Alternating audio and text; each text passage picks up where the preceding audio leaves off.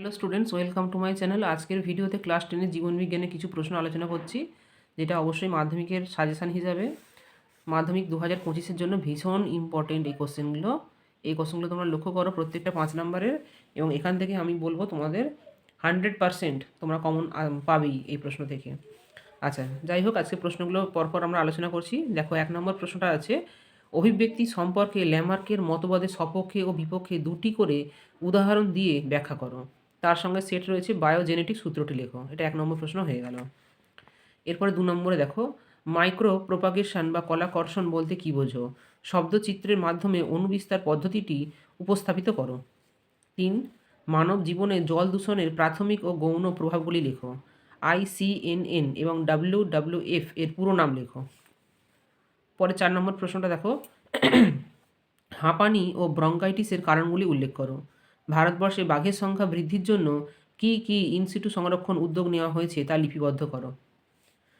5 নম্বর প্রশ্নটা খুবই common question. এটা প্রতি বছর না হলেও 1 বছর ছাড়া অবশ্যই আসে মাধ্যমিকে এই প্রশ্নটা।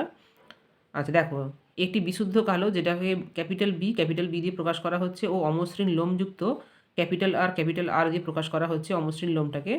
এরকম ধরনের গিনিপিগের সঙ্গে এটি বিশুদ্ধ সাদা, সেটাকে আমরা স্মল বি আর মসৃণ লোম স্মল আর গিনিপিগের মধ্যে সংকরায়নে যে ফলাফলটা হয় সেটা F2 জনু পর্যন্ত আমাদের দেখাতে হবে চেকার বোর্ডের সাহায্যে। এরপরে 6 নম্বর প্রশ্নটা লক্ষ্য করো, মরুভূমিতে বেঁচে থাকার জন্য উটের আরবিসি এর অভিযোজনগত পরিবর্তনগুলি লেখো।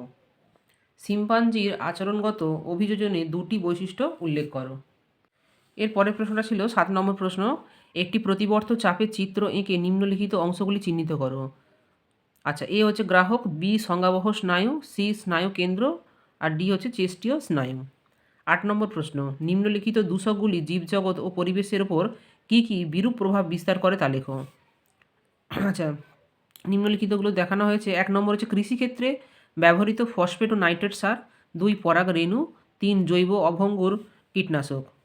তার সঙ্গে সেট আছে জীব বিবর্ধন বলতে কী বোঝো। এই প্রত্যেকটা প্রশ্নই হচ্ছে 5 নম্বরের প্রশ্ন।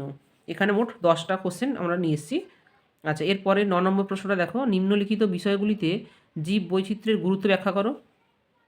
খাদ্য উৎপাদন, বাস্তুতন্ত্রের ভারসাম্য রক্ষায় ও জলবায়ু নিয়ন্ত্রণে, এই দুটো বিষয়ের মধ্যে জীববৈচিত্র্যের গুরুত্ব ব্যাখ্যা করতে বলা হয়েছে। আচ্ছা, ওর সঙ্গে অ্যাড করা হয়েছে সুন্দরল্যান্ড হটস্পটের একটি করে এন্ডেমিক উদ্ভিদ ও প্রাণী প্রজাতির নাম লেখো। আর আজকে যেটা শেষ প্রশ্ন সেটা রেখেছি বংশগতি থেকে।